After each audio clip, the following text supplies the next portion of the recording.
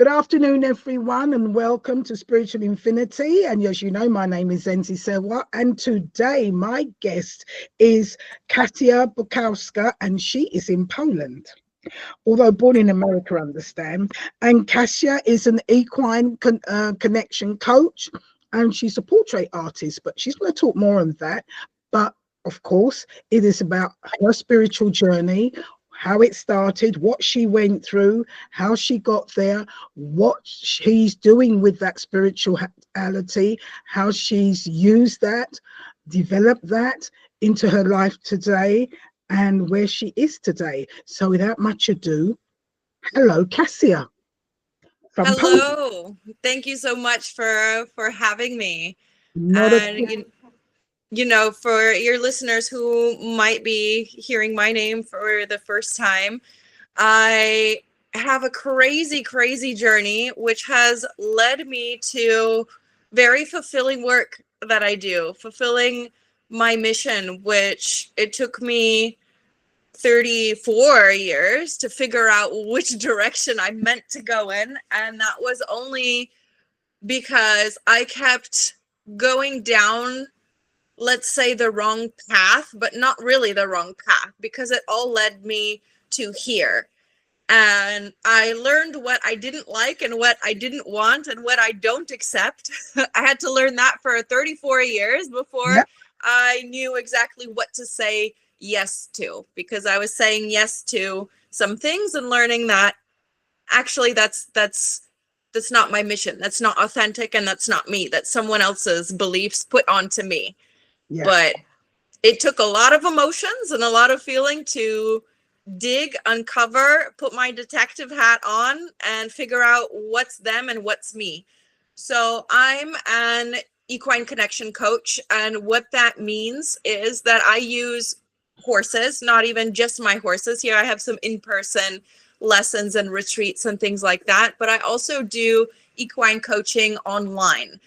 And I use the horse as a mirror for what's going on in your subconscious. Whatever deep down inside of you you're ready to face, to talk about, that your subconscious is kind of like tickling you and poking you to, yes, you are ready to uncover this layer, to take off this mask and look behind whatever's under there. Horses really bring that out.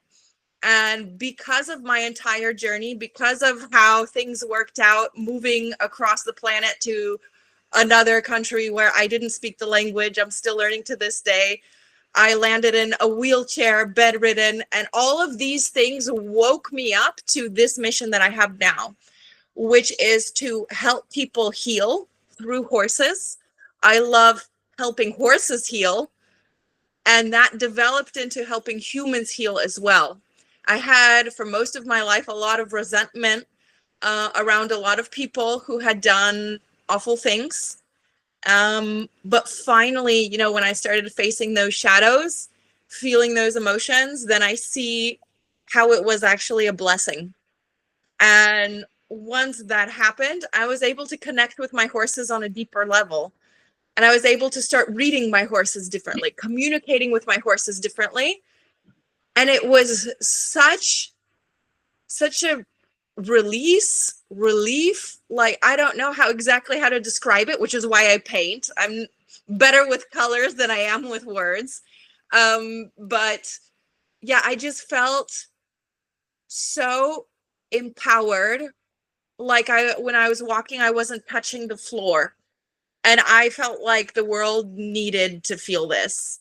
Even there's no one who doesn't deserve to feel this kind of happiness, beauty, and bliss. And so that's why I started teaching equestrians how to understand their horses deeper. So the horses win because they're heard and understood and they feel seen. And the horse owner wins. They feel heard, understood, and seen as well. So it was beautiful.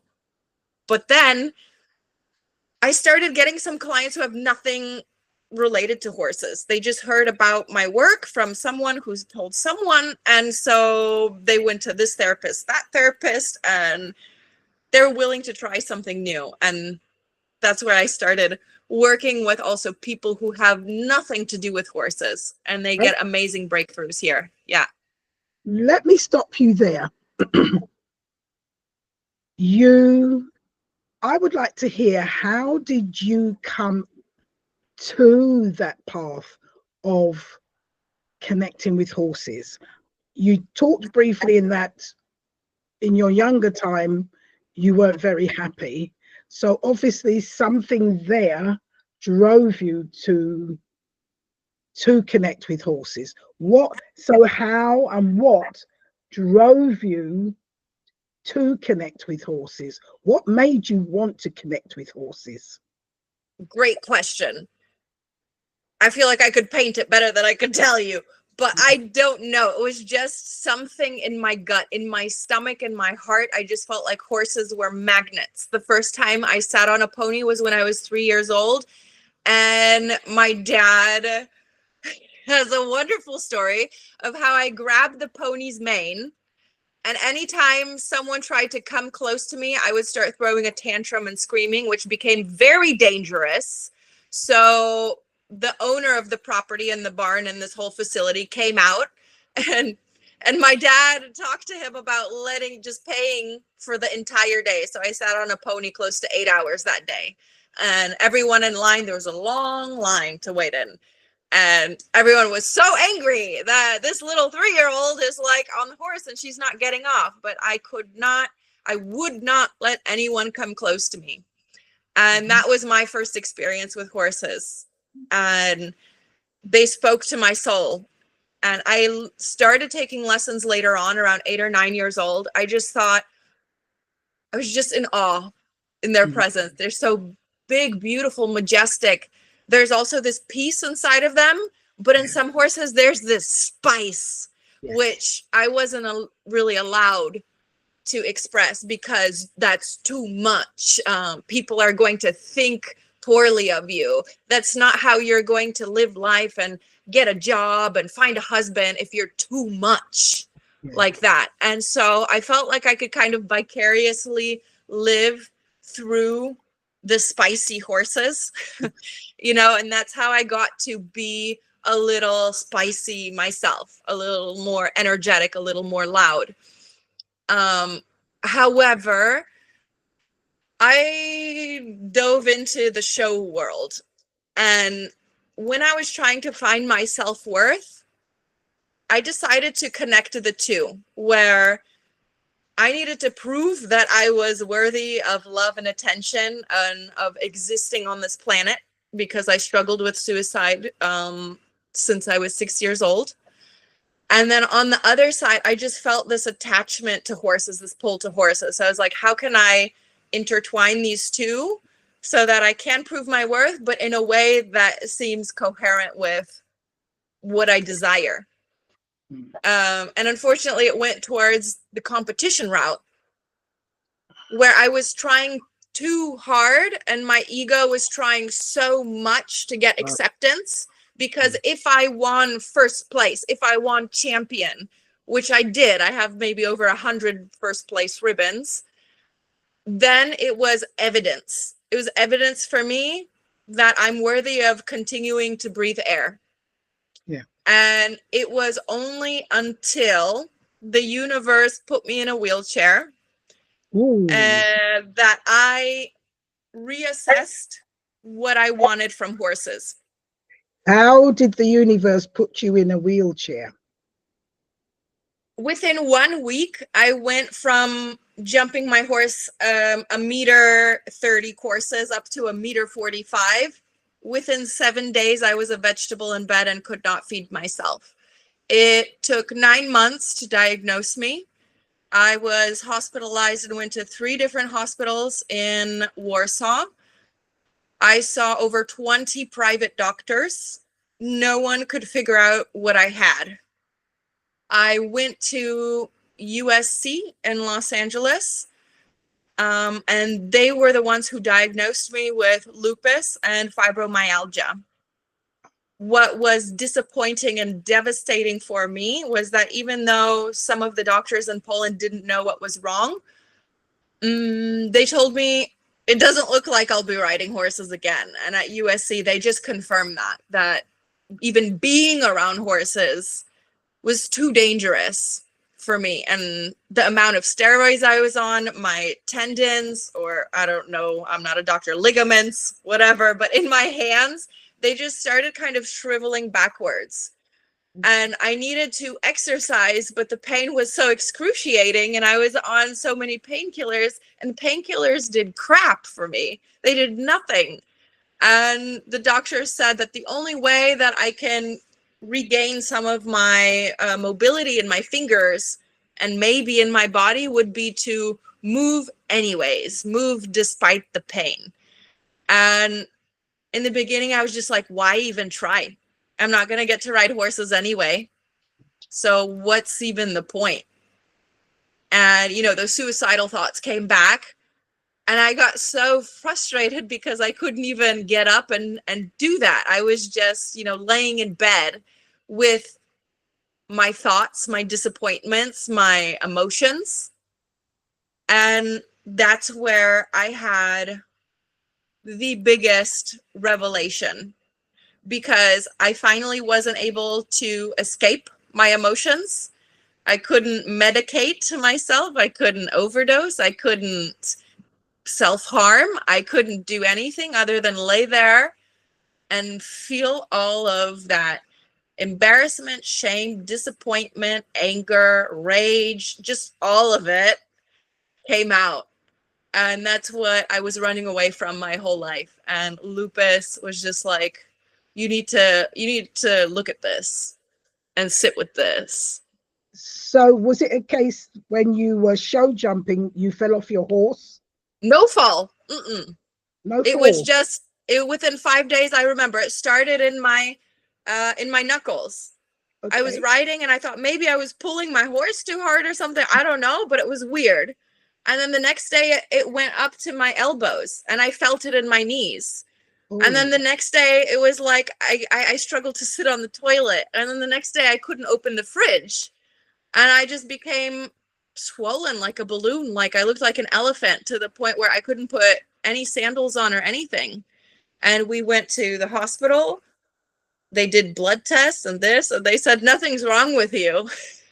It's maybe allergies or something. I don't know. So we went to like the next place, and I was hospitalized for a couple weeks, then 3 months. And yeah. So this thing just literally snapped in. Yes, within 7 days, I went from CrossFit, go-karting competitions, horse competitions. You know, I was exercising maybe a good 20 hours a week. Yeah. And there was no, it wasn't a thing that this happens probably some months ago and I didn't pay attention, or that, or the, No. It was just one morning it just started. Yes. God, that was devastating for you. And very What's confusing. even more devastating is the fact that no one believed me. That doctors just told me it's in my head, that I'm making things up, because I was saying the pain is excruciating and I was crying and I was just like, I literally can't move, you know. But when they pumped me on these steroids, the swelling went down, but that didn't mean the pain went away.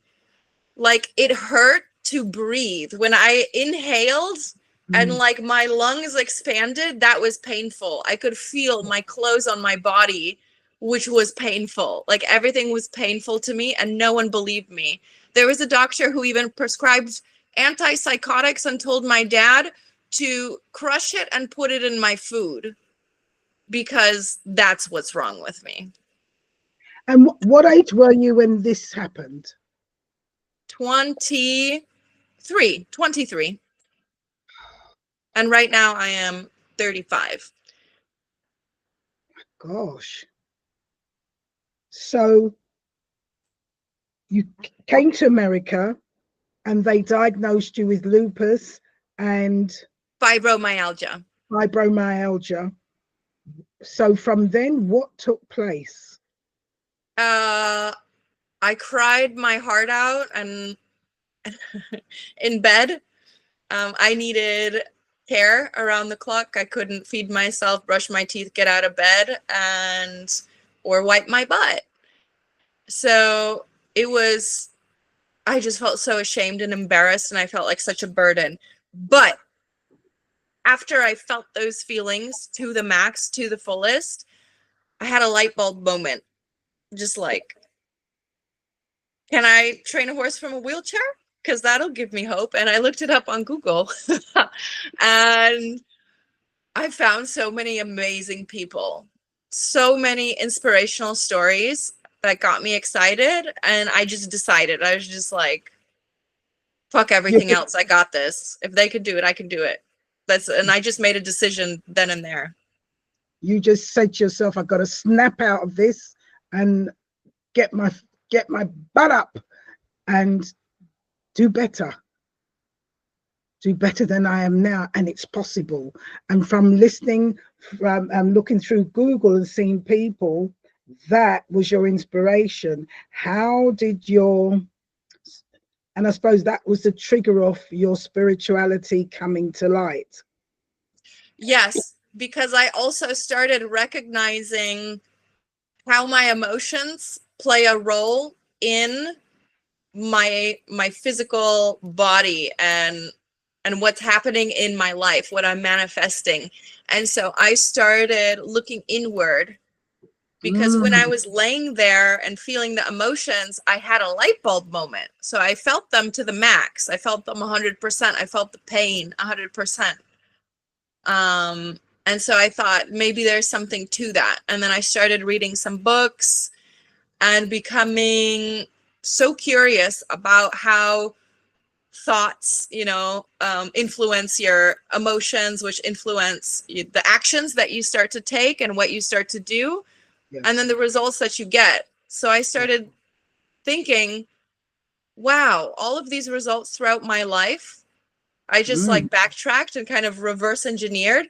They all came from my thoughts. So where did these thoughts come from? Why can't I have thoughts like those millionaires who have, the good life? Why can't I have those self-empowering thoughts? Why can't I be confident? And so I started kind of digging and investigating where it was perfect, because at this time I was starting to walk and starting to be able to go back to the barn. And because I had no strength, I wasn't able to go and get my horse or lead my horse or get on my horse. And so I did a lot of observing, which I never did before. My goals before were jump high, high, high, win some Grand Prix competition, something like that. That was my life goal. Yeah. So I never would have sat on the sidelines and observed courses. That's a waste of time. We need to do training. We need to do stuff. We need to make progress. Like, what is that? Get on with it. Action, action, action. Exactly. But here I wasn't able to do that. And so in watching the horses, I started analyzing how they interact with each other, how they communicate, and what emotions spark up in them and how their energy differs. And so I started connecting the spots. I say connecting the spots because two of my horses have spots instead of connecting the dots. And I started linking like how the emotions affected my body, but also how horse emotions affected their body. Okay. And then I started working with my horse more with my body, because I didn't have the strength to hold a rope or the whip, for example. Like I didn't have the strength. So I had to figure out a way to get my horse interested in me and to stay around me. And if he left in the beginning, I would be very sad. My ego took a good swing, at like a good hit rather. And I cried a lot because I just felt like giving up. And I'm glad I didn't, because I learned so much about horses, but also about myself in the process. And the horses, in working with them in this way, they started making me feel lots of things, which I couldn't put words to, which is when I went to my art studio and I just started, or now I have an art studio. At the time, I painted either in the kitchen or in bed. So I went to the kitchen and I would just paint whatever I felt. And sometimes I felt like my horse was laughing at me, like I'm a joke, like I'm worthless. And so I would paint that. And what's really interesting is that after I painted it, I saw the beauty in the artwork. Some of them were sad.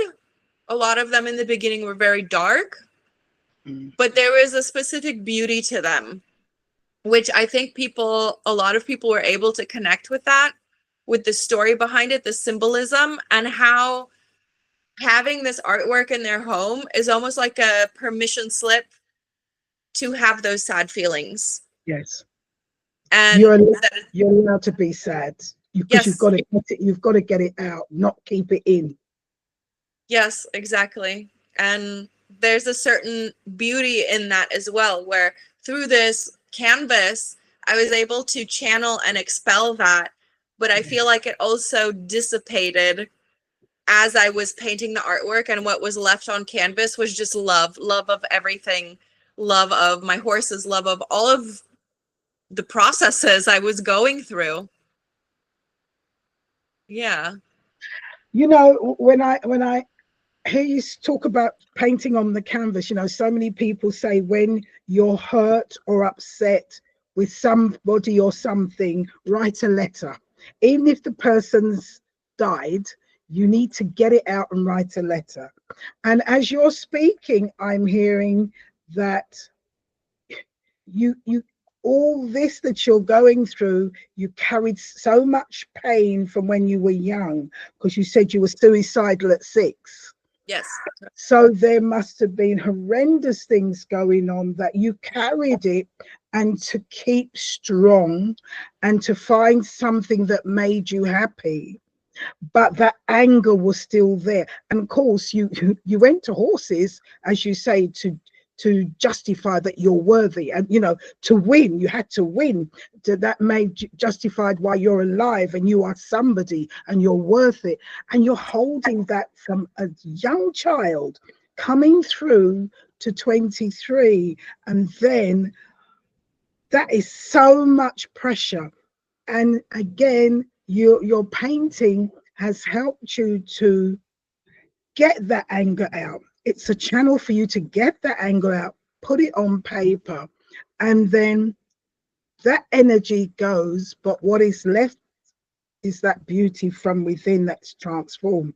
And it sounds that is really what saved you, getting that out. And you said before that you can paint better your feelings and you can express them. And everything is about expression and its energy. And I can't really imagine from 6 and holding all that, and then jumping and waking up one day and things are just crumbling, and then having to be brought down is such a harsh way, and fight back again. And to make that connection with horses, with nature, with animals. When you started to in that wheelchair and painting, when you started to work with horses, and you said sometimes you felt they were laughing at you or they'll just leave you, how did you work, and what was their reaction as time went on? What was the moment when you felt that you really bonded with them and they understood you and you understood them in that loving way? Mm-hmm. So the artwork helped me decipher the message that my horses were giving me, because now I see it, and now I can help guide others through the process. But in the beginning, it was really difficult for me to understand what lesson the horse was trying to teach me, because he just turned around and walked away. And so I just was left crying, and I'm like, what is he like? What is that even supposed to mean? Other than that, I suck as a trainer. Like, that's the only thing that I was able to focus on. And so when I painted, then the next day or the next week, I would look at the finished painting. And this is what I still use this process to this day, where I analyze the artwork and I think about what is the story and what is the lesson here? What have I been trying to process? What have I been carrying over the last day, couple days, couple months, couple years that my subconscious is bringing up, and my horses saw it and my horses touched it. So I analyze, what is the subject? Is the subject mostly horses, but let's say, like, is the horse's head and neck down? Are their eyes closed? Is the mane short? Is the mane long and whimsical and colorful? Are the strokes very blended and soft and pastels? Or did I literally throw the paint at the canvas? And so I start analyzing, what could this mean?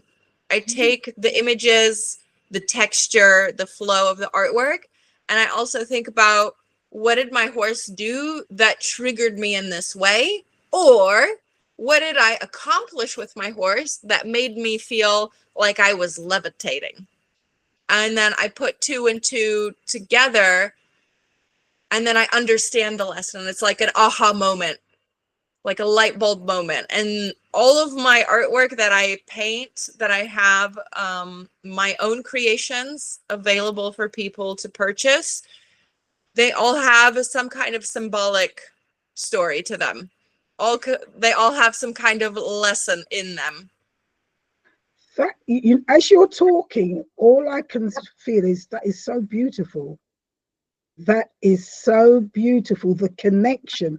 And it's just the same if I'm sitting and listening to somebody and I'm asking them questions, and sometimes the questions I'm asking don't seem relevant, but then I come round and then I can then make sense of it, and people think, how did you come to that conclusion? And it's correct. And I do it direct from spirit and listening, and so you do it through the animal, but it's the same channeling, it's the same process. And as you said, the horse is regal and stands firm and stands high, and that sensitivity, picking up on that sensitivity is so beautiful. It's picking up sensitivity in somebody else, but you do it through horses. I think it's beautiful. Absolutely beautiful. And then, because in order to make that process or make that deduction, you're drawing the picture that gives the answer. And therefore, if one buys one of those pictures and you're looking at it, in there is an answer, in there is a scenery, in there is a feeling that one needs to look at. And you're talking about textures, and the way you know, if the picture's smooth, if it's rough, if you've done this, if you've done short, all those are messages. And I think that is so beautiful. Oh my. Thank you for your appreciation on that aspect, because what's coming to me right now is that I've always been told that I'm too sensitive and too emotional. And what I've realized is that it's my superpower. This is why I'm able to connect with horses on this level. This is why I'm able to create such emotional artwork. And I've never studied art. And this is so many people. And as light workers, we realize we're sensitive to certain things because of the way we're working. No, there's nothing wrong with you. There's nothing wrong with you at all. It is your spirituality. It is your higher self. It is your energy. This is your gift. Each one of us has a gift, and we use it in different ways. It's like an artist with woodwork. You know, that carving, how you carve something, you bring that beauty out, you make it alive. You know, if you're working with metals, and when people are doing sculptures with metal, which is a hard thing, how they can make that look soft or hard. Working with marble, it's the same. It's a hard material, and yet look at the beautiful statues there are that made in marble, that, and the way the faces are chiseled, the bodies are chiseled, the muscle, the hair flows, the gown flows within that marble. It is a gift. You have such a special gift. Yes, you may be sensitive. That's part of your gift. Nothing's wrong with you. You are a beautiful being. And to work with horses and to work help people who have horses, or who own horse in that sense, and to help them through that. But then you've gone beyond that by painting, and it can touch so many souls by looking at it. Oh my gosh, you're so gifted and talented. Nothing's wrong with you. Nothing's wrong. And it's just people don't understand. They don't understand that energy, that spirituality, that love, who you are. You came into this world with such sensitivity. And I suppose when you were young, people thought you were weird or whatever. And you weren't. You weren't. You weren't. You just, like so many of us, are not understood because of that power, that light within us. Oh my gosh. Kasia, you've been through so much. So here you are producing these beautiful pictures, and here you are communicating with the horses to help. How have you, when then did you start to develop that so that people started to notice you and you could help them? The first painting the first painting I did was while I was bedridden, and that's why I actually started painting, because I had never painted before, but I wanted to, exercise my fingers. I just posted it on Facebook and I thought nothing of it, because my entire life I was also told that I would be a starving artist and don't apply to art school. It's useless. Do you want to be homeless? And so I never considered that even an option. So when I posted it on Facebook, I just posted, I did this, and that's it. And someone asked how much, and I was like, oh my gosh, I can be a vegetable and I can make some money and I could buy my dream horse before I kick the bucket. That was my thought process. And I got really excited and I started busting out paintings one after another.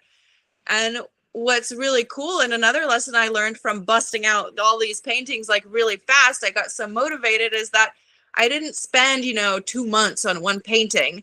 It was like, I need to do another one, faster, another one, I need as many as I can. But when you spend time on one, trying to perfect it, rather than just getting the experience by doing, that's when you really learn fast. And so I would really have to sit down and count, but I would say I'm in the range of at least 650 to 750 horse paintings that I've done. Oh my gosh. So for me, painting horses has now become really pretty quick, because I know they're doing. So from the time this took place and your fibromyalgia, you were what, 23? Yes, correct.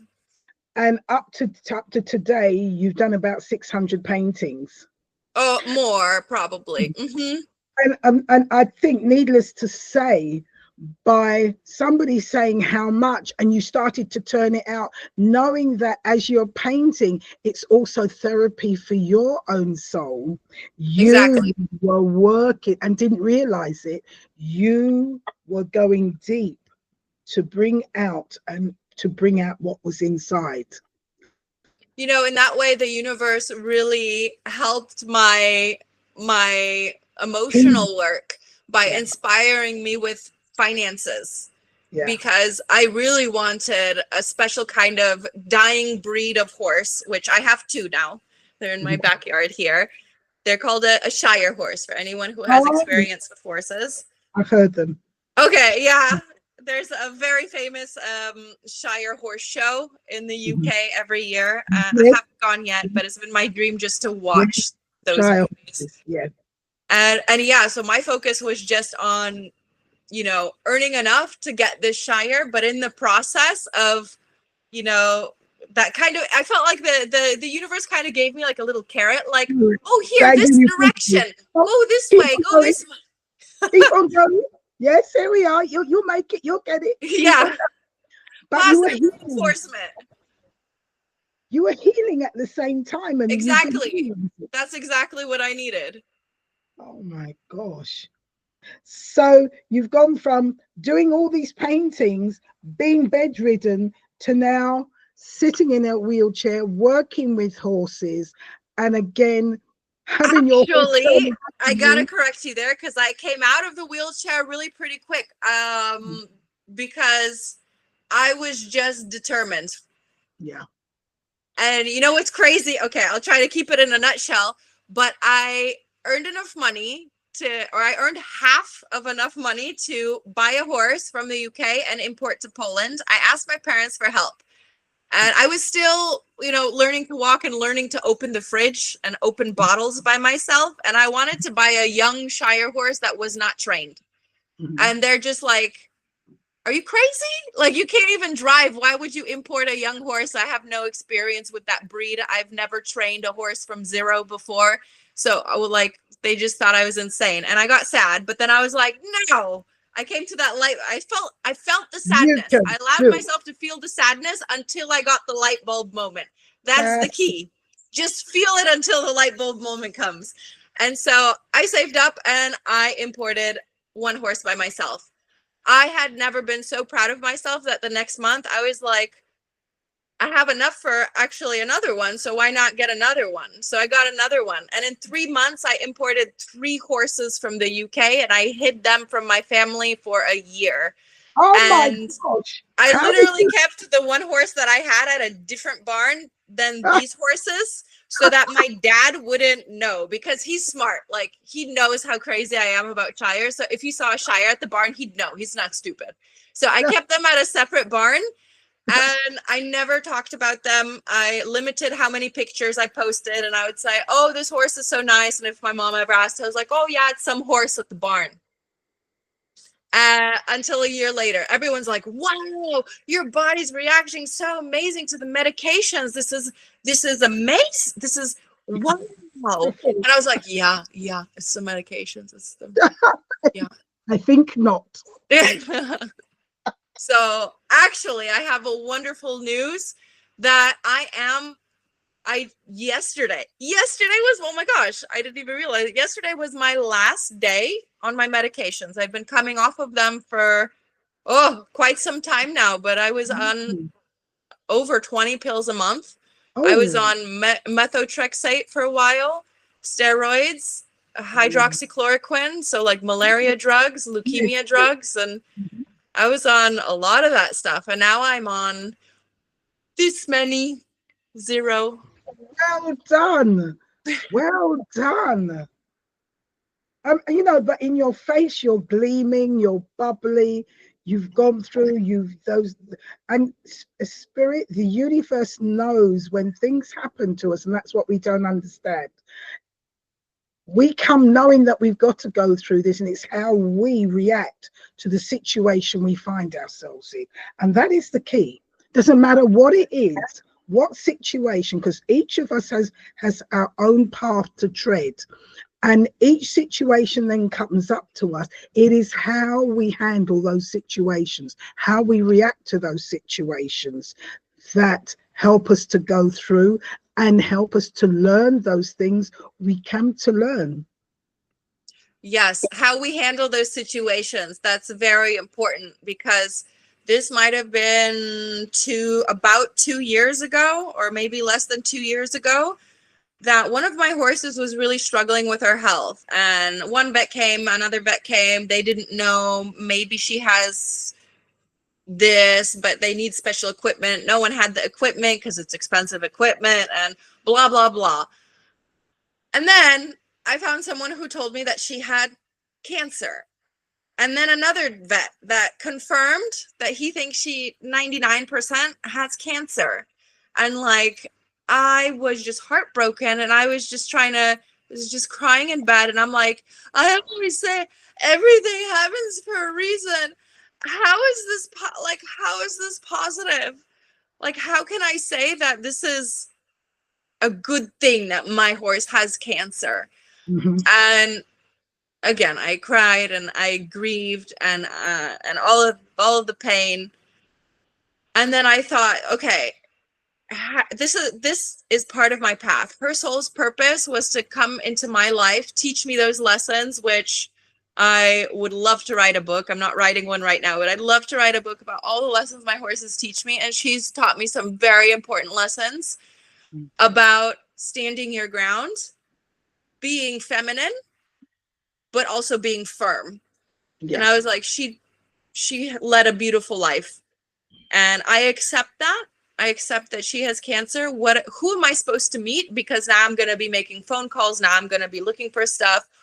Maybe there's going to be some horses that I'm going to help because of this information that I'm getting from her story.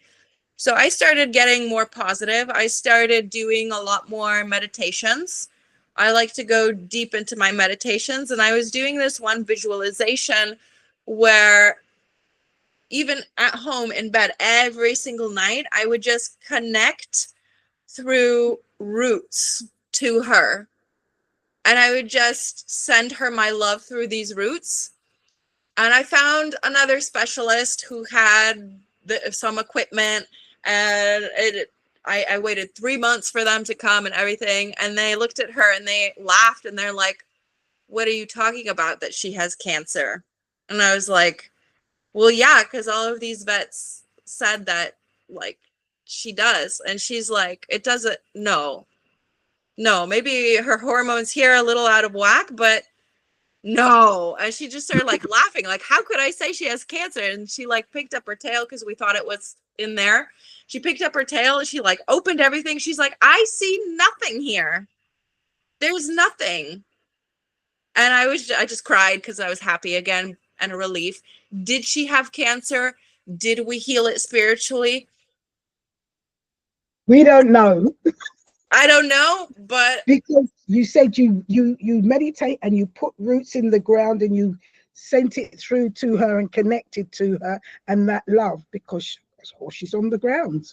You don't know if your love, if that energy is what healed her. One love to another love. She gave you love, you gave her love. yes. And maybe I couldn't find that specialist and they were, I don't know how many hours, 6, 8 hours away, and I needed to wait 3 months. Maybe that's why things happen for a reason. I needed that 3 months to be able to connect with her like that. Maybe that's why. I like making these connections. It gives me so much hope and happiness and inspiration. And I just love the way I'm able to live life now because of that. And, no one ever taught me that.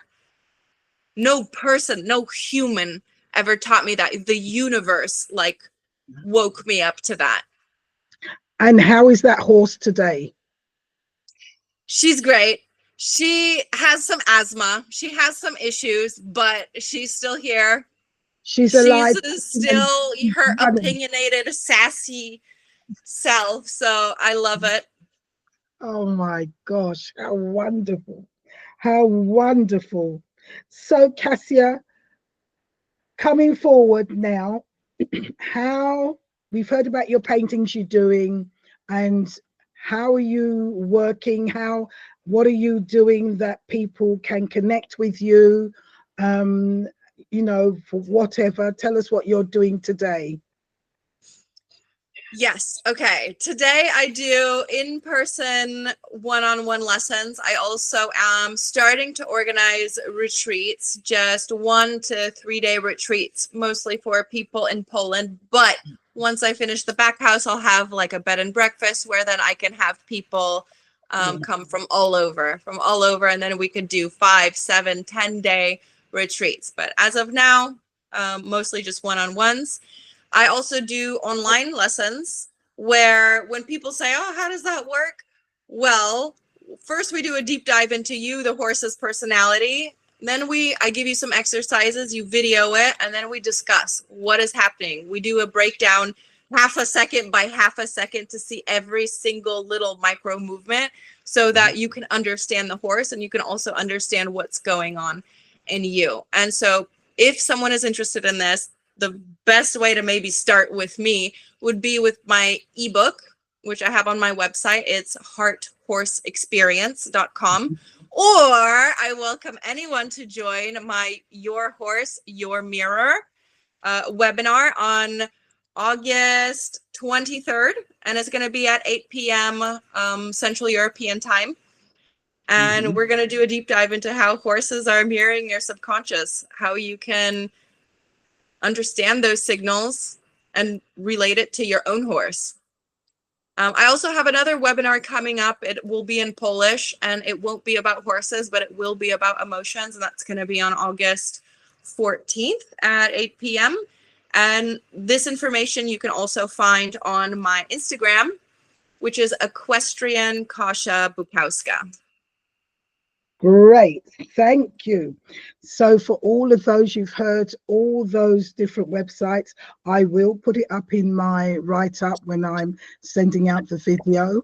So before we say goodbye to you, Kasia, and your very interesting story, and it's so lovely to hear how you suffered, you become a cripple, which you did, and then you've come back, and how you've really resonate and resiliate with your horses, with nature, and how that spiritual side manifested itself through you to help others. What little gold nugget can you leave us with before we say goodbye? I think I have two, actually. That's fine. Okay, one is, if you ever feel some kind of negative emotion and you don't have a moment to go deeper into it, then go home. This is what I do personally. No one has to do this, but this is what I do. I relive that experience. I feel that feeling again, and I make time to sit with it, to process it, because I don't want it trapped in my body, and I don't want it manifesting into another illness. And so if you have some kind of emotion and you're in a situation you have to hide it because you're at work, my recommendation is to make sure you go back to it and tend to that emotion. The other thing is authenticity. Before, I was just hiding myself, not being loud, not being silly, and that really blocked how much I could connect with my horse.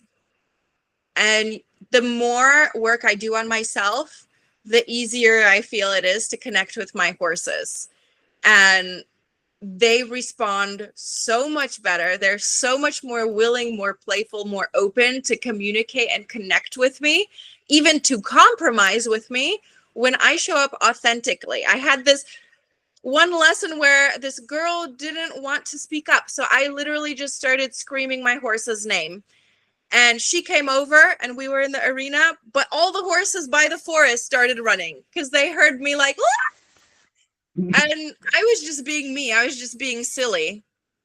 And my horses were attracted to that. Not my crazy sounds, but my authenticity of just being in flow, getting in touch with my inner child. So take off those masks, be authentic, because you'll attract the right people. Kasia, thank you so much. And you're right, to be authentic, taking off the masks and really just letting what is inside out and not being afraid to do that. Find a space where you can do that and just let it rip. Because when you do hold it in, it does lead to dysfunctions, dis-ease within the body. And this is why we've got disease. It's a dis-ease within the body, and the body's supposed to flow with great ease. Kasia, thank you so much for spending this time with us today. And to all my viewers who have been here watching, Kasia's given you how you can contact her. And as I said, I will write it up. Please do. All those with horses, this is something special, something. So many times we're talking about human beings. And today we have one where we have somebody who works with horses to help create the love, the peace that we need inside, and to bring out those negative sides that we need to get rid of. So for today, thank you so much for watching me. Kasia, thank you for being with us today. Thank you for having me. Not at all, our pleasure. Bye for now. Bye.